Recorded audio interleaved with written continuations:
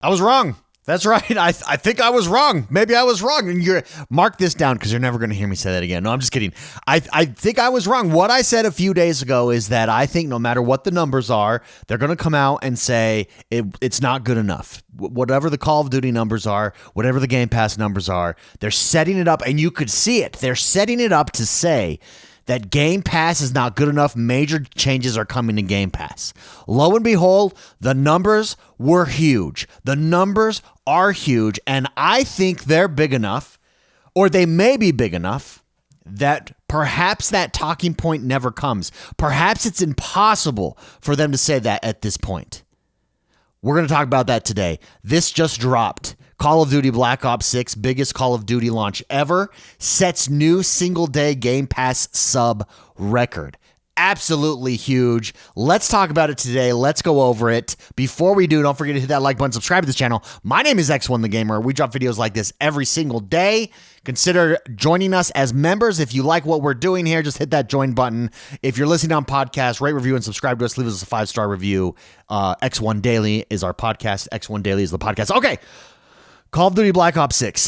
This is a news article over at IGN. This is from Microsoft CEO Satya Nadella. He touts Call of Duty's success after the reach. What I want to do, I want to read through this story. I want to read through it in detail, and then we're going to stop. We're going to comment on it, and then I've got 3 questions that I wrote down that I think we should discuss.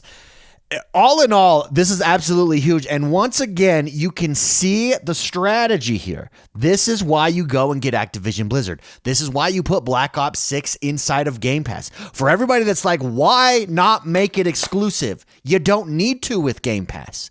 Because even though Black Ops 6 is available on PlayStation, it's available on PC for Game Pass, or PC, it's also available on Game Pass. You can have it those places and still be getting the revenue from your games while simultaneously encouraging people to get Game Pass. That's the power. It's this model that has never existed before in the gaming space that allows you to do things and operate as a console, as a game developer that you've never been able to do before. In the past, you absolutely had to get the game exclusive. That's what got people over to your hardware. It's no longer about hardware. It's not about hardware. It's about the ecosystem. It's about the subscription service that is Game Pass and the benefits that come with that. And the benefit is this flexibility, 100%. Okay, this is a news article by Kat Bailey over at IGN. Shout out to IGN. Let's go through this. Microsoft CEO Satya Nadella says Call of Duty Black Ops 6 was the biggest Call of Duty release ever, setting new day one and opening weekend records as sales on PlayStation and Steam jumped 60% compared to 2023's Modern Warfare 3.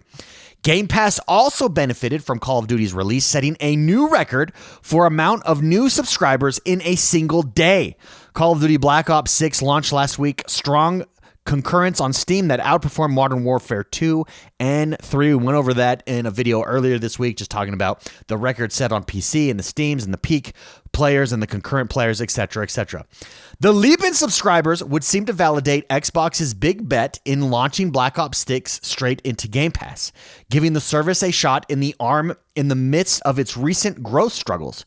Analysts predicted that Black Ops 6 could boost Game Pass subscribers by between 2.5 and 4 million, but at the cost of traditional sales.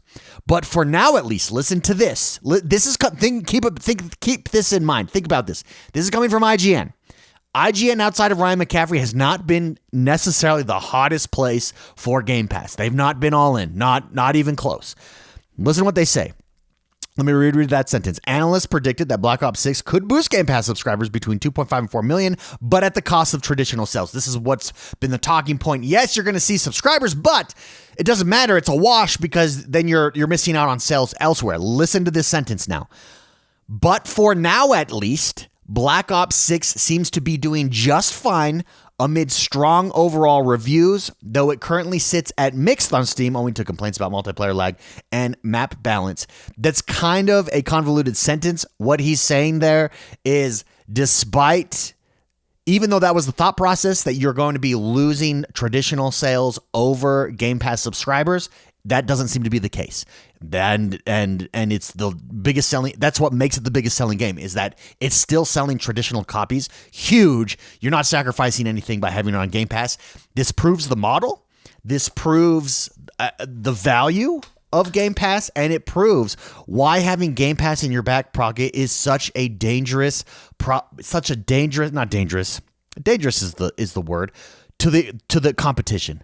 Why it's going to be so hard to compete with as a competitor, because it enables you to do this kind of stuff.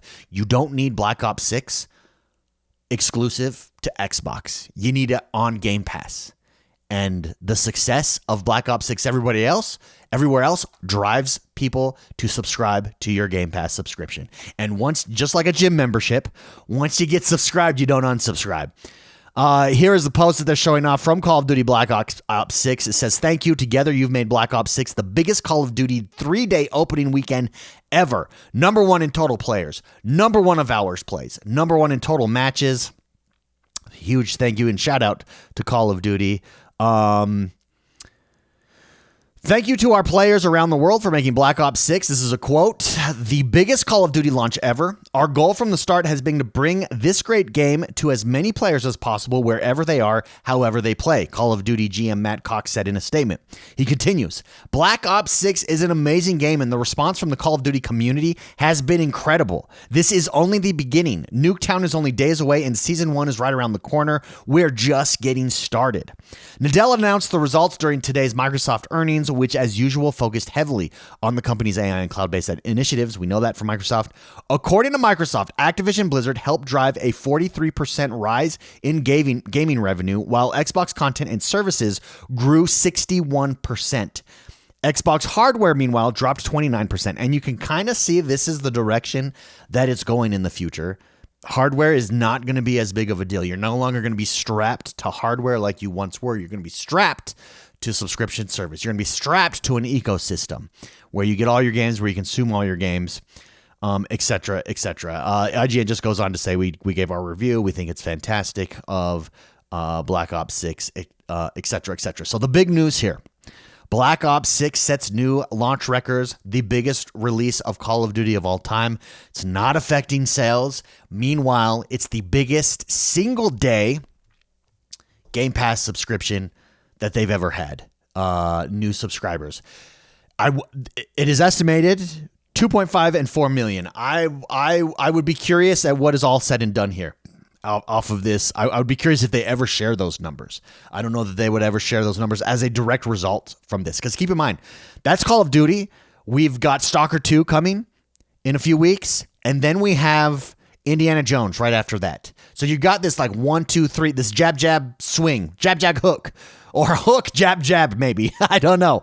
But it's absolutely crushing it. Again, I'm excited because I think it proves the model. It proves what we've been saying all along, and it doesn't take rocket scientists to know this. If you've been paying attention, you could see this coming. You could see the strategy from a mile away.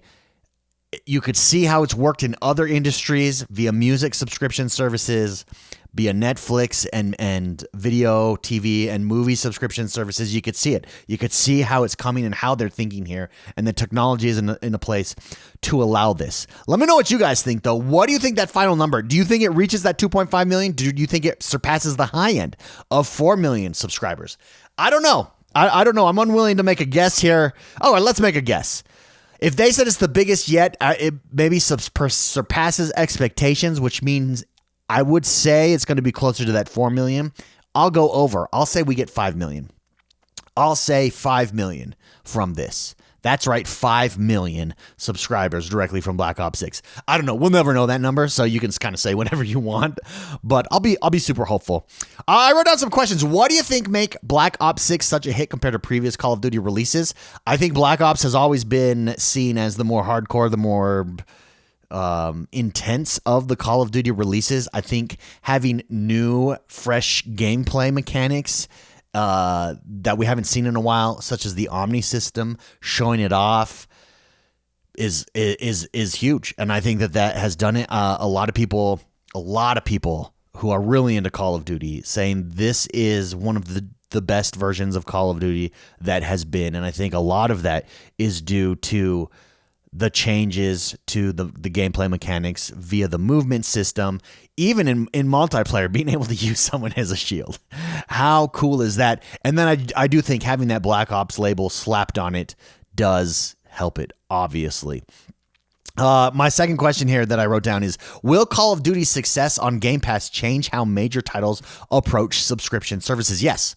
I think absolutely yes. I think because you now have a case study that you can point to, and you can say, hey, come be with us on Game Pass. This is not going to ruin your sales anywhere else. You can say, look at what Game Pass did for Call of Duty. Indeed, at this point, you have titles you can point to for other games. Like, say, you could say, hey, this game, this was its active player base before it joined Game Pass, then it jumped on Game Pass, and we were able to give them a boost. And here's how it works, and here's what that looks like for you as a publisher. Come join us on Game Pass.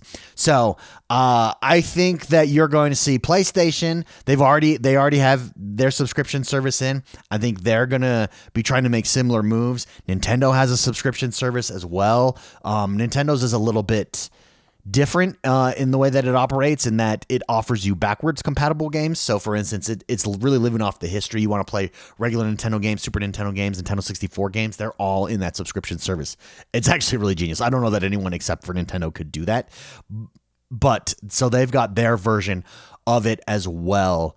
Last question I wrote down here was, do you think Call of Duty will focus more on Black Ops title after this incredible success? No, I don't. I think that they will continue to have both versions of Call of Duty. I think that they'll continue with their release schedule, which they made the right choice in not going every year and going every other year. A lot of games with sequels have gone to that. I hope we get to a day where sports games go to that. I would love to be all in on 2 seasons on a Madden, for instance, or college football, instead of getting intermediate steps. That's not even the word. Incremental steps in progress or changes year after year. The best games, as they've hit that reset button and gone to an every other year, every few years, whether it's Forza Motorsport, whether it's Forza Horizon, whether it's Call of Duty, whether it's Assassin's Creed, I think what you've seen in that wait is better products as a result, better games as a result. I mean, when you look at some of the top selling games of all time, some of the best games of all time, what are considered some of the best games of all time, I'm talking games from Rockstar, Grand Theft Auto, Red Dead Redemption. I'm talking even Cyberpunk 2077 and The Witcher. You're talking about multiple years of development before something is made there. And that's how these work, because you have different teams working on different things. But I think taking that year off, letting things sit and simmer and tweak and make it even better is the right formula for these regular releases. And I think that you've seen positive results for everybody that's gone to that. Again, I hope sports games go to that. I would love that. Would love to know what you guys think, though. What do you think? Do you think that they'll go away from Black Ops titles after this? Do you think Call of Duty's success on Game Pass is going to change how other major titles approach subscription services? And what do you think makes Black Ops 6 such a hit compared to previous Call of Duty releases? Let me know in the comments below. Again, don't forget to hit that like button, subscribe to this channel. My name is X1 the Gamer. We do this all the time. Love hanging out with you guys, and we'll see you next time. Bye-bye.